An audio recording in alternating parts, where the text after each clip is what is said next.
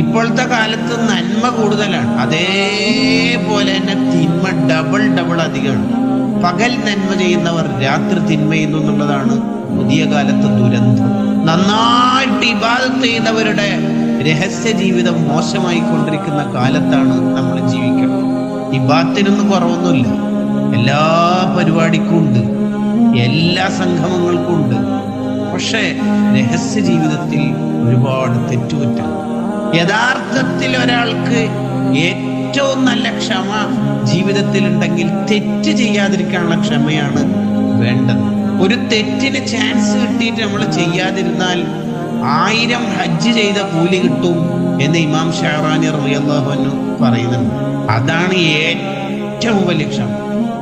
അങ്ങനെ ഇപ്പൊ ഒരു തെറ്റിന് ചാൻസ് കിട്ടിയിട്ട് നമ്മൾ ചെയ്യാതിരുന്നു എന്ന് വിചാരിച്ചു, എന്നാൽ കേൾക്കണേ, എന്നാൽ ഈ ദുനിയാവെന്നത് തന്നെ ഏത് തെറ്റ് ചെയ്യാതിരിക്കാനാണോ ക്ഷമിച്ചത്, ആ തെറ്റ് ഇവന്റെ ജീവിതത്തിൽ നല്ല രൂപത്തിൽ, ഹലാലായ രൂപത്തിൽ അയാൾക്ക് ആ സുഖം അല്ലാഹു നൽകും. ഉദാഹരണത്തിന്, ഒരു കമ്പനിയിൽ ജോലി ചെയ്യുന്ന കുറച്ച് തൊഴിലാളികൾ, ഇവർക്ക് സാലറി വളരെ കുറവായതുകൊണ്ട്, മുതലാളി വളരെ കാർക്കശ സ്വഭാവമുള്ള ആളായതുകൊണ്ട് മുതലാളി അറിയാതെ കുറച്ച് പണം മോഷ്ടിക്കാമെന്ന് 3 തൊഴിലാളി കൂടി തീരുമാനിച്ചപ്പോൾ അല്ലാഹുവിനെ ഭയം ഉള്ള ഒരാൾ പറഞ്ഞു, എനിക്ക് ശമ്പളം മതിയാകുന്നില്ല, ശരി തന്നെയാണ്, എൻ്റെ ജീവിതത്തിന് ചെലവൊക്കാത്തതുകൊണ്ട് ഞാനിപ്പോൾ മിസ്കീനാണ്, ശരിയാണ്, പക്ഷേ ഞാൻ ഹറാമായ വഴിയിലൂടെ ഞാൻ പണം വസൂലാക്കൂല എന്ന് പറഞ്ഞ് അവര് ചെയ്യുന്ന ഹറാമിന് കൂട്ടിക്കാതെ തെറ്റ് ചെയ്യാതെ പിടിച്ചു നിന്നാൽ